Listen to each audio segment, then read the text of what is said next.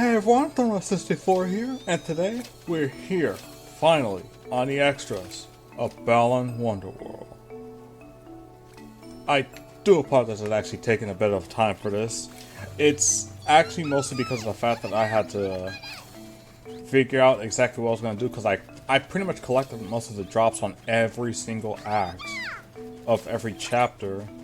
Then I found out that if you beat the boss of each act, or rather if you beat the boss of a specific act, like for example, I mean not act, chapter, like if you beat the boss of chapter 2, all of the gems of chapters of acts 1 and 2 of chapter 2 will come back. I'm not sure about act 3 because I haven't really checked with that.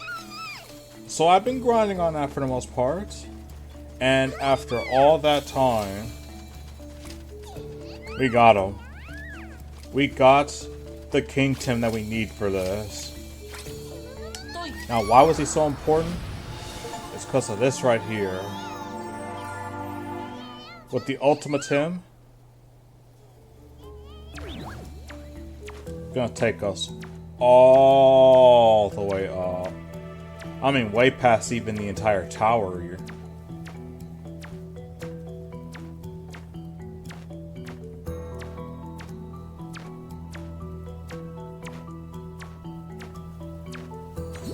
All this for Balan's costume. Actually,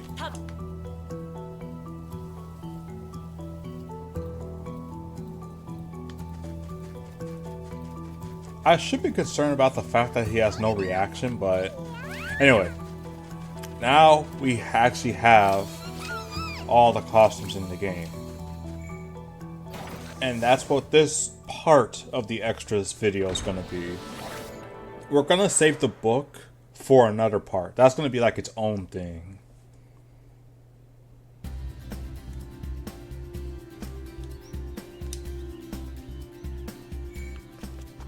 But yes, let's check it out. So first we're going to start off all the chapter 1 costumes. You know what? No, screw that. We're going for all the costumes I want to show you. You're just going to have to hold this.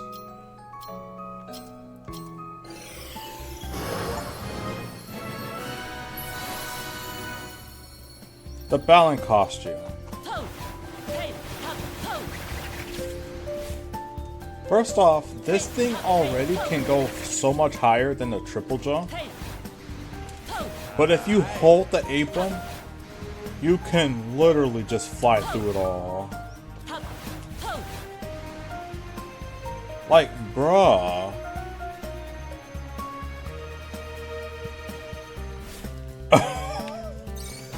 Now, I already did complete this and I didn't fight the boss, so none of the stuff reset. But that is generally what we're looking at here.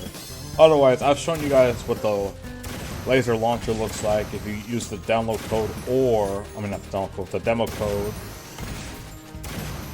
or if you actually got the Act 3 version where the shot actually goes much farther than I expected. I know I said it was the same thing, but upon inspection, and we will get to the Act 3 costumes in their own section, they're crazy. They're actually crazy too. So, I'm not gonna show off every costume like I initially planned this. 2 reasons.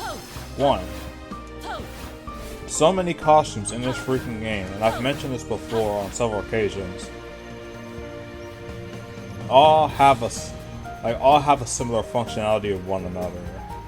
Some are better, some are the exact same, and some are obviously worse.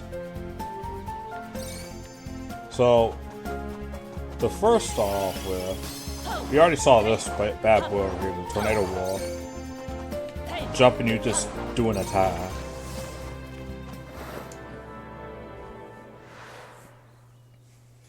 I can't believe I'm finally done with the Balan costume. That's probably gonna be one that's gonna take me a while to get used to. So here's the Elastic Plant, where you just shoot fire, but if you hold it, you can't move for some reason. But you can fire multiple projectiles at once. Although, like I said before, with the laser launcher, the fact that you... What the heck is this? It's probably just a glitch. Hold on. And something else I found out is that if you use the right stick, you can actually directly orient yourself to each door. It actually makes this a lot easier to navigate rather than just using the left stick and trying to orient yourself on the right door just to get on the right one. Anyway, lots to plan. Hold the A button here. You can stretch yourself up a little bit. Release and you pull yourself back up, and it's a really low, but it is technically a jump.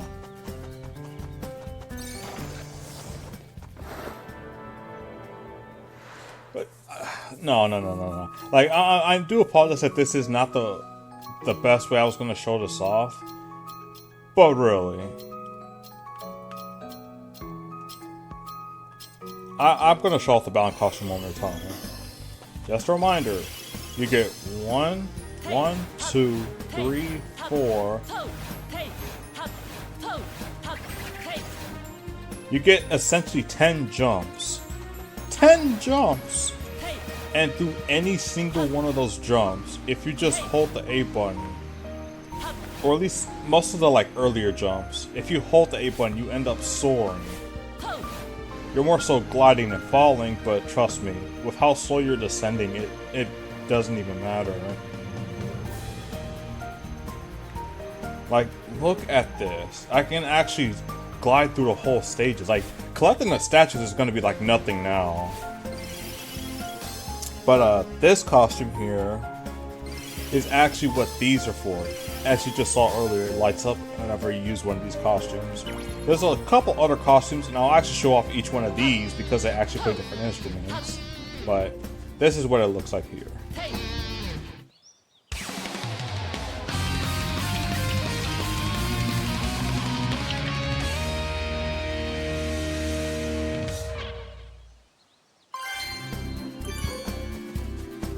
And that's it. Not really much to that one, I'm afraid. But, like I said, different instruments, so we'll go over each one. The Act 3 costume for Chapter 1 here. Hold A, release, and you're just going to be running. A rather low burst of speed, I'd say. Unless you just have to keep holding it. Let's see. Okay, I was holding backwards. Let me try it again.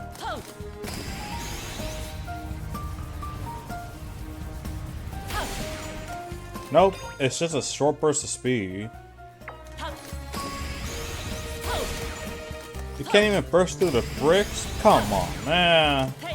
I was super excited about this on the fact that you didn't have, it didn't, like the costume doesn't act on its own, but knowing that it's only a short burst, I don't know. I actually think the cheetah suit was actually kind of better on that regard. It was at least longer. Alright, we're gonna go to Chapter 2 real quick. Because I want to go off to the respective chapters for each one of these costumes. That includes 11.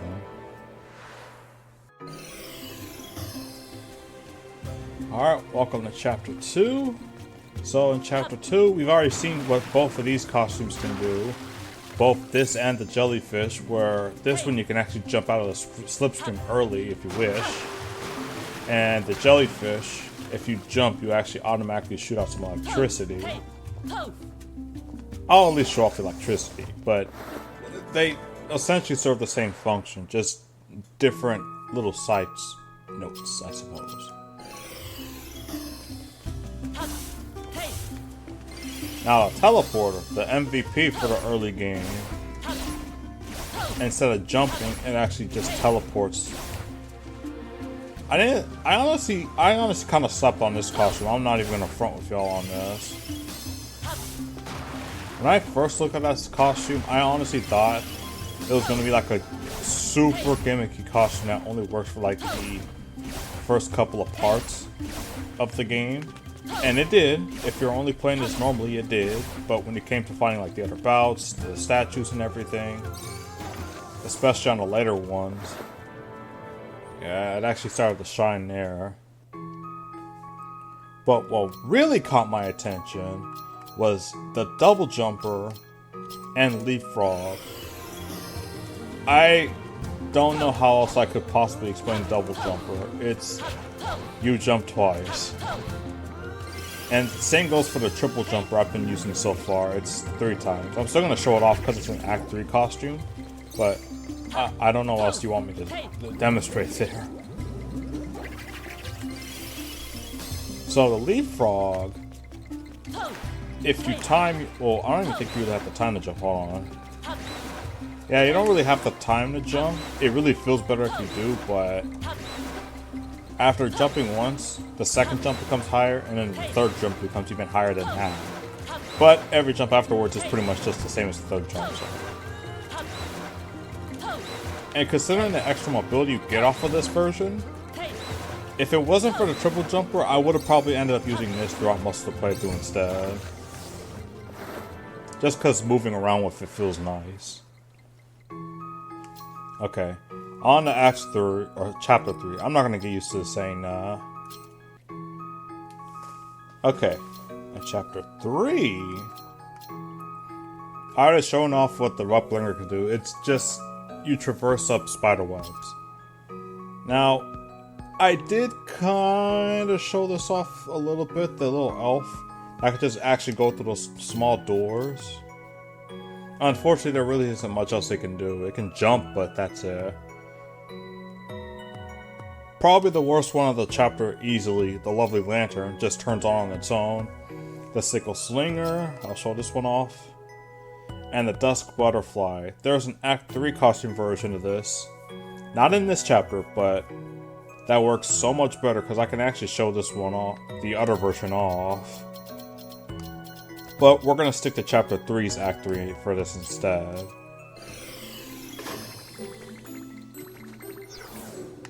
Yeah, just go through tiny doors. This one is an actual offensive. And again, if you time the first and second hits, the third time you press the A button, you get to toss the third, like both of them at the same time. And with some good range too. I actually really like the animations for this one in particular. There is an Act 3 version of this too.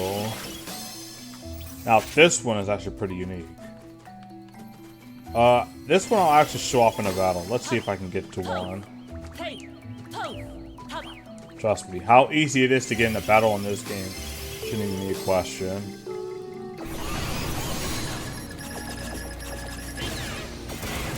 So, you go into this targeting mode by holding down the button. Releasing the button after aiming on the targets automatically shoots them all. Like, that does sound like some of the other costumes we've seen, like the iguana one. Which I will put back on here.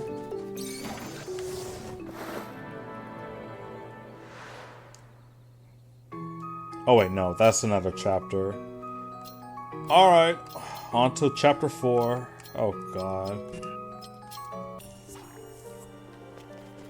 Okay. Now, I do believe we actually have one that's the offensive one. Unfortunately, I'm going to be skipping these two since I've already shown these off on several occasions. But, okay. Actually, I might have to go to Act 2 for this right here, but we're going to select this right here, the laser launcher. Ugh, the Box Fox and the Happy Horn. Alright. On to Act 2. I'm still so glad you can just go instantly into the other act.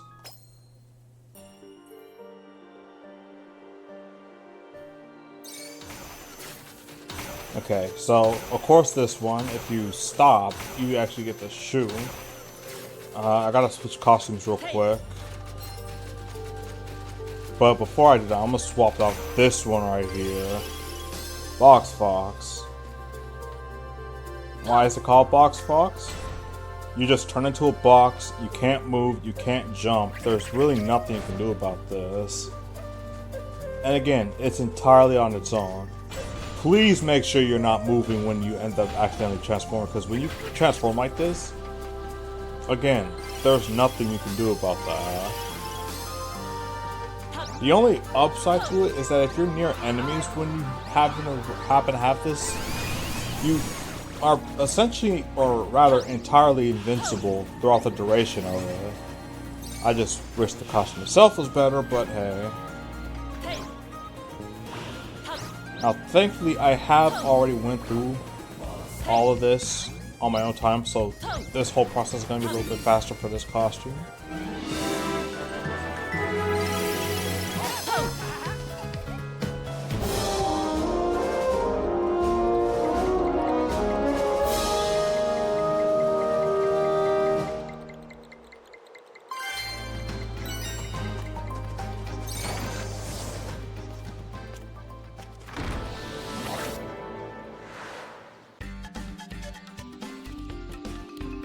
Okay, now you're probably thinking, bro, you literally skipped the Chapter 4 Act 3 costume.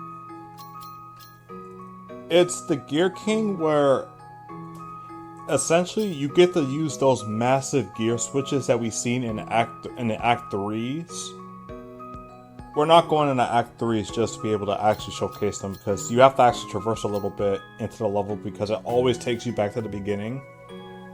There aren't that many checkpoints. And we've already seen what the gear looks like. It's just for the bigger ones. That's it. There's no like special animation for it either or anything. Okay. I'll show off Guardian Bird because this one's pretty sick. This one's pretty unique. Not necessarily in a good way, but... And these are technically the same thing, but... I absolutely... do not want to see this one again because now we have the Lucky Bird. For this costume, after jumping, if you press A again, you actually shoot a tornado downwards.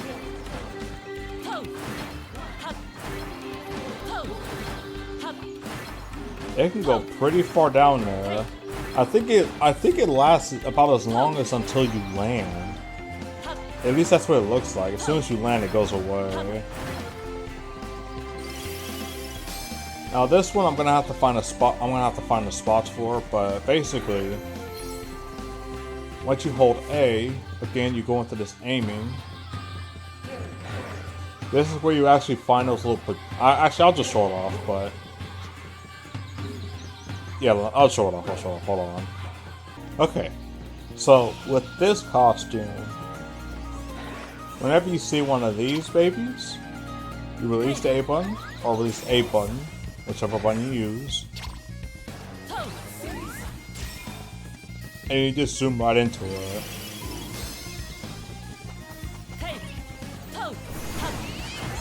It really doesn't have that much use outside of traversing options, but I do like how you can actually use it for a couple of hidden areas if you're observant enough. Now, I did have another costume that I had just earlier, but I had to swap it out because I ended up accidentally falling. And it was unfortunately the last costume of this that I had. Oh, the Lucky Egg. This one I'm happy to get rid of, so... The Lucky Egg, if I can... There we go.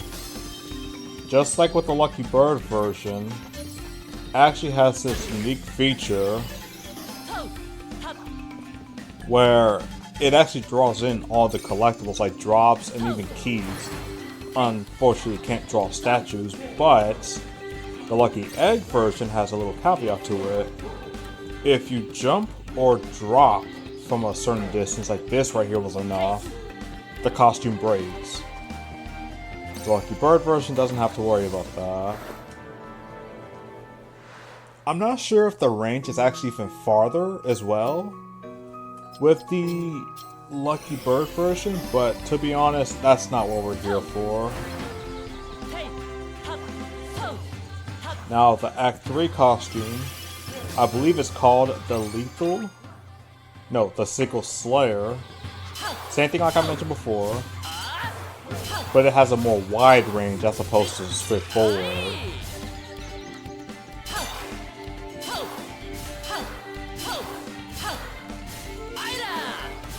There we go.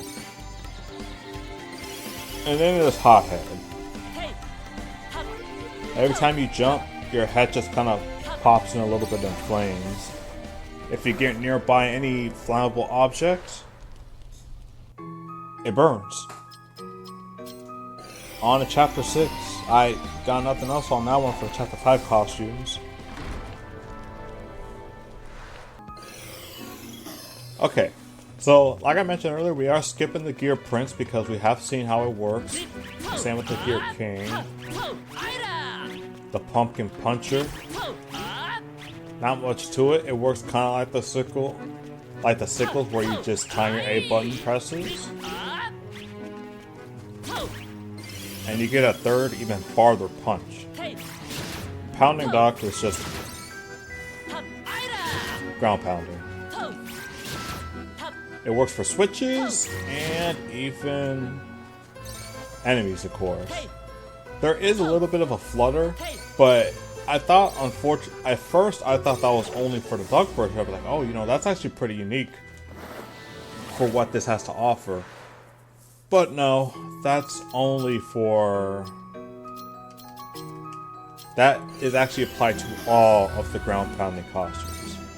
Now for some of these, I'll actually need to go into Act 2 to showcase.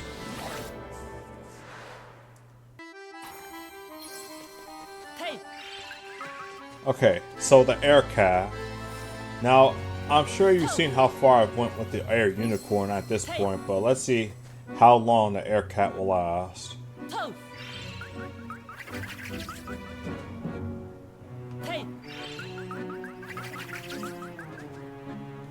Can't even make it. That's just so sad. Like, don't get the wrong idea. It's still a good costume in terms of traveling distances.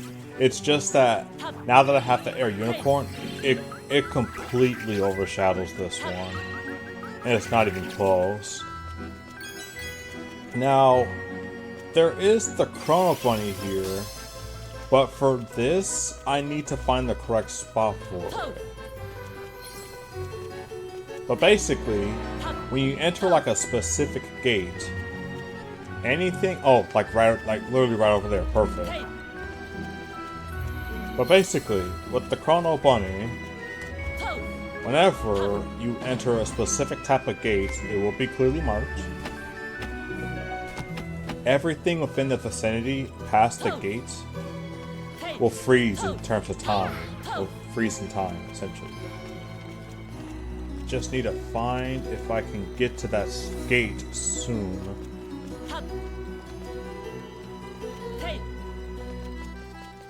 Actually, I think the Air Cat will be enough to get over there.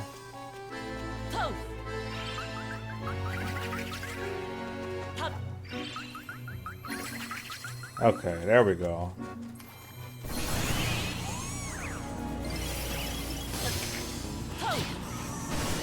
Yeah, everything freezes within this once you go past the gate.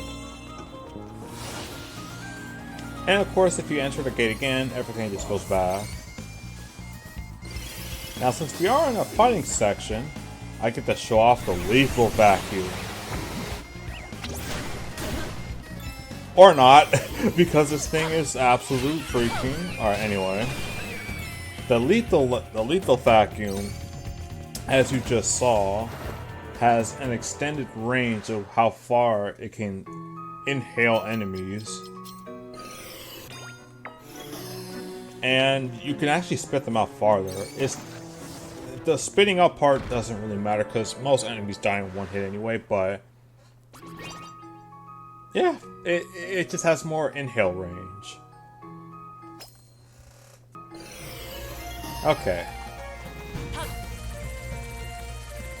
So, the airy flower, no, floaty flower, right? Floaty flower, pretty much just what you expect, just float in midair. The quad cannon, stand still, you shoot.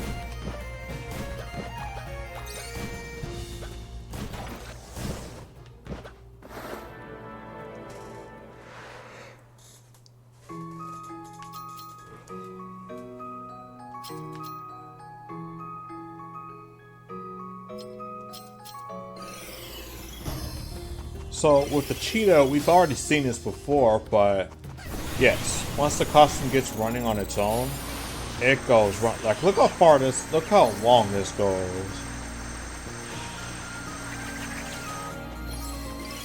Way better than the athlete version of it.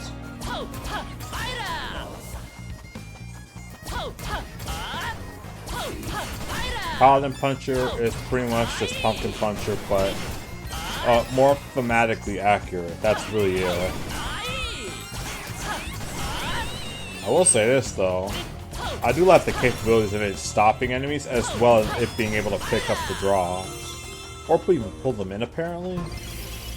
Iron Bull, you're just pushing yourself forward. You can break blocks of ice and iron with it. It's pretty cool actually. It was actually pretty nice when it came to fighting the boss. I'm gonna have to just show this off really quickly. Triple jumper, and then we're gonna go straight into chapter 8, I think. The second jump that you get off of this is really low now, but the third one is actually really high up. It can't do everything the other costumes we've had on this channel so far could, but it's still pretty nice.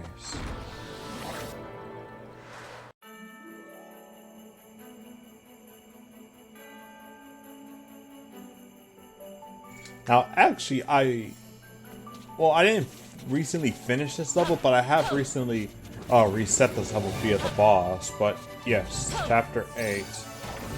Like right off the gate, you can see one of the costumes, but I'll show it off here too. But all that costume does is that it allows you to skate in the ice environment. That's it.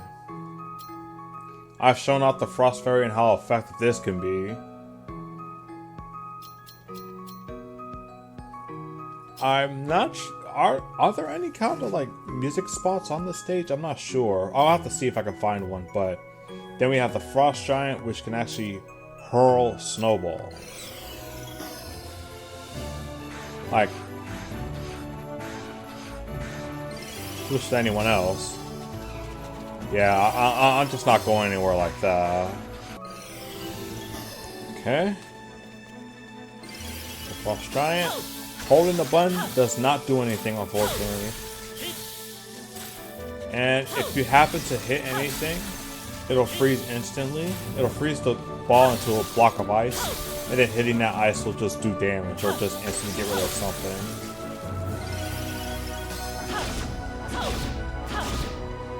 What was a Hardy Hammer? Just swing it down. But if you hold it,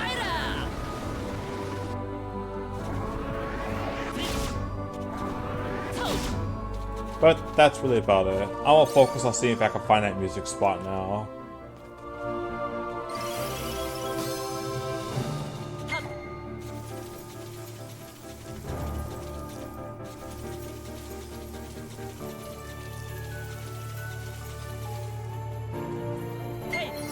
Ah, perfect. Here we go.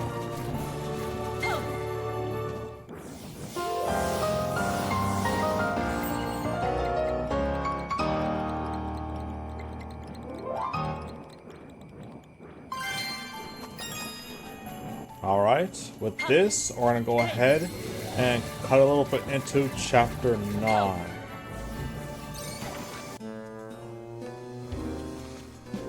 I don't even think I have to explain my endeavors of one of the costumes of chapter 9.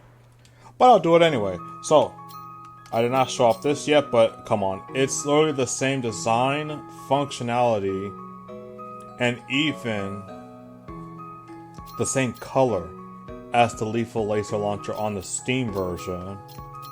The only difference is that this version shoots much farther than any other laser launcher or shooting vert costume, period. Anyway, back to the chapter 9. We got Rail Runner that summons rails once you enter the gates we've seen before. Slower Tortoise? I can never pronounce this. Like Slow Tortoise? Or Toys? You press A to shoot bullets, and if they hit anything, they slow down.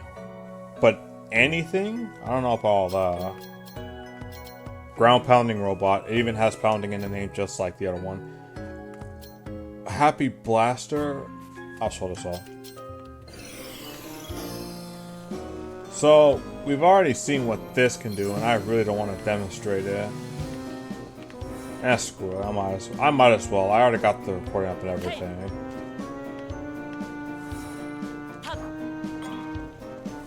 So once you pass this little gate right here, doesn't matter how you pass it. Once you passed it, you can hop on these special rails that are made specifically with this costume in mind.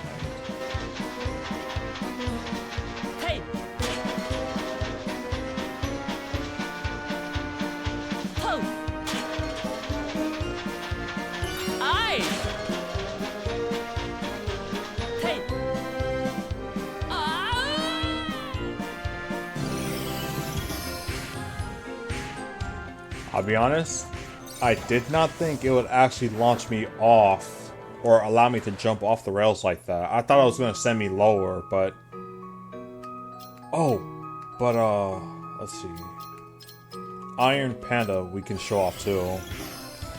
Let's see. I think there was a fight just in this area, but I gotta unlock the area again. Should be a fight down there, let's see. There we go.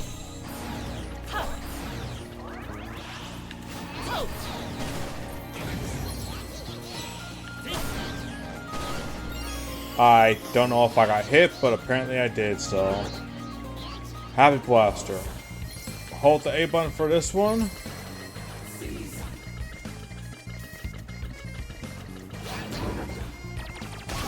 Hit a specific radius, and you just blow up. Now, the Panda one, you just move around this little... We know what we're all thinking here with the design, but come on, it's just a Panda.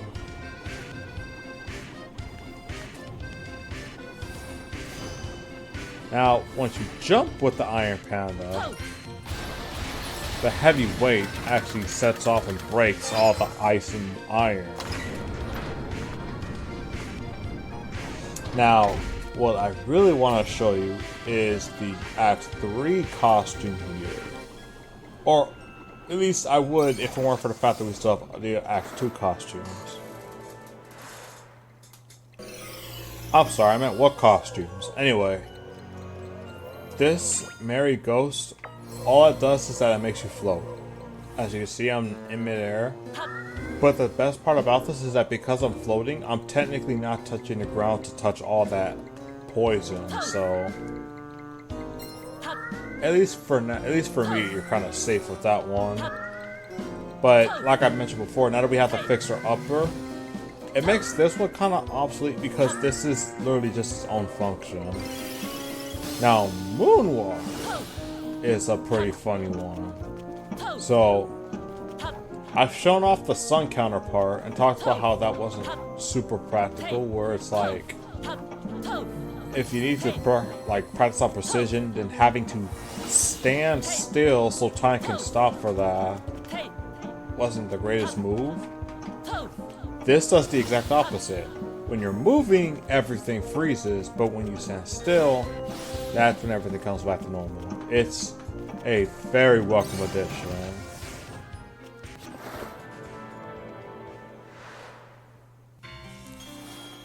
Now, we are at the beginning of Chapter 10 here, Chapter 10 Act 1, but that's mostly because I get to show off this costume's ability, which allows you to showcase any hidden icon, like hidden objects.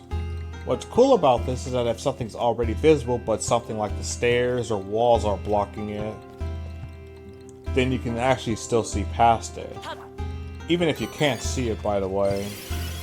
You can still touch it and do all your other senses. By the way, this costume loves the painting. Oh my goodness. Every empty canvas you can find on here, you just press A and you can just shoot at the canvas. You could hit enemies with it too, but it's mostly used for those canvases.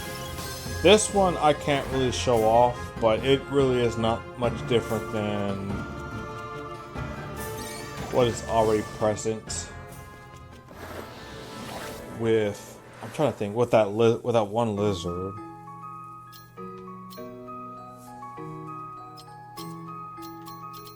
But we do have the Act 3 costume, Dawn Butterfly. So Dawn Butterfly, if you remember the Dusk version, it features the exact same abilities where if you tap A, you can actually fly up. But the main difference is that the Dusk version only works on nighttime, and unfortunately, that's not what like the majority of the chapters weathering days are like. So you pretty much almost never use the Dusk version. The Dawn version that we have here, on the other hand, works on daytime, and nearly every chapter has at least one act that's in the daytime. At least one. And then Double Trouble is a neat little doppelganger power-up, where after you press A, you actually get out of your body and you just temporarily travel. Upon this traveling, I believe you can actually hit enemies as well as collect power-ups and such. But after a short amount of time, you go back into the body. Anyway, Chapter 11. Now, I do realize that I didn't show off the air unicorn from the other chapter, but let's be honest here. I've shown that costume off pretty much the entirety of the act, or the third act era that we're currently in. Do I have to use these? Okay, let's just get some of these out the way. So, this costume right here is the bulldozer. Push yourself upon any of these specifically colored blocks, and you actually push it. If you mash A in pushing it, you actually push it a lot faster. It's more gradual than anything, which is really impressive in seeing this from any, because I've never seen anything like this from any other game. But it works. The fire blaster, all you have to do is shoot the lava, and it forms a little pathway for you. It's made specifically just so you can walk on lava. Which is kind of funny because there's the other costume where you're just flat out immune to fire. This one right here, you shoot fire, but you're just immune to fire all together. And then we have these two, the Iron Apollo and then the Act 3 version, Airy Apollo. But first, this ladder. If you make a ladder on a specifically designated spot, it's not necessarily just anywhere. You can actually... Wait, is it everywhere? Was I wrong? You can climb up the... What? I've never seen this. I've never seen it actually just work like this before. I'm always just having to see it on specifically designated spots. But yeah, I guess there you go. You don't have to use it on specifically designated spots. I learned something here. I mean, still, it's pretty much no longer a blind playthrough at this point, but my goodness. So I guess you have to put it on a specific spot for it to work.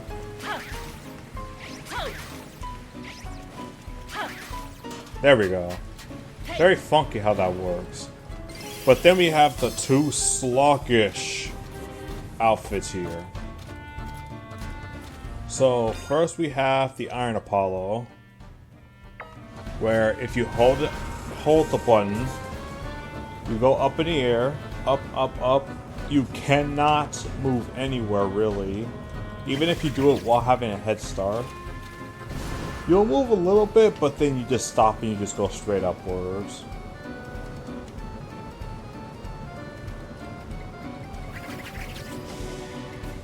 The Area Apollo version, just a slow moving, and that includes this right here. But I believe this one either goes as far, or let's see.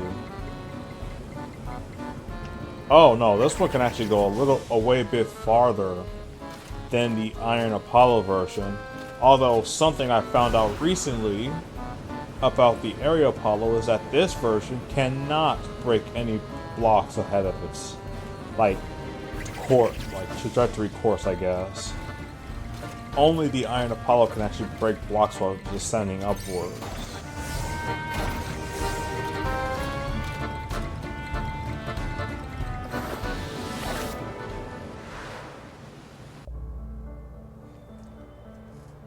And then, finally, Chapter 12.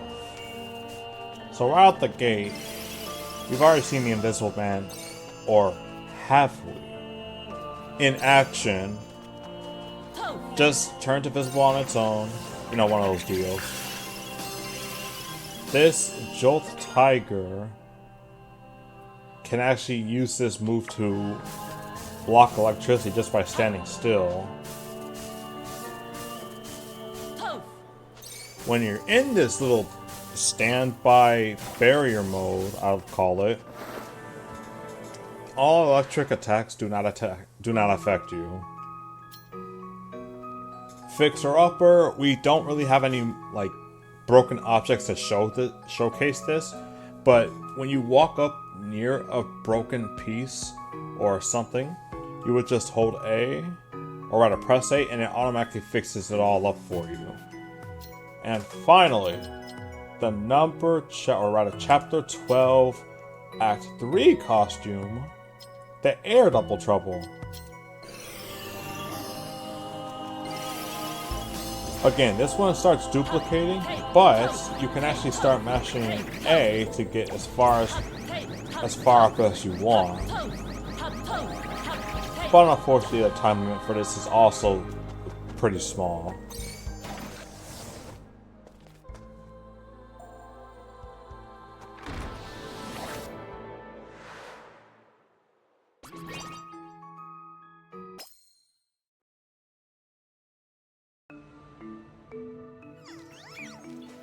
And that's it. With the exception of the sports and the Steam laser launcher, that is every costume in the game that I can showcase. That, haven't played a major part in the playthrough, like 2 or 3 parts. I gotta say, especially for this costume, the Balan costume, oh my goodness. Can I actually get back on it?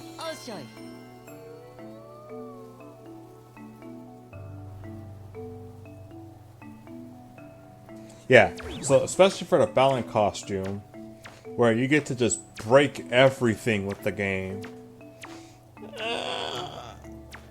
Like I said, they're nice additions, and the costume variety would be nice if the costumes had some type of real variance to them, because a lot of ones, like I said, are either simply better versions of functions you can already do with a costume that you previously had thus far,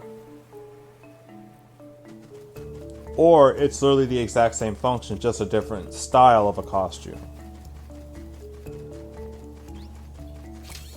Other than that though, it's just a matter of getting all this, the rest of the statues, both of which I'll be doing on my own time, and of course, actually no, I don't think I actually am missing any, because I was about to say I was going to check out the theater and see if I'm missing any cutscenes, but the thing is that regardless if you play Emma or Leo, you actually do get to unlock all the cutscenes for your other gender counterparts, which is actually pretty cool, because imagine trying to play through this game twice.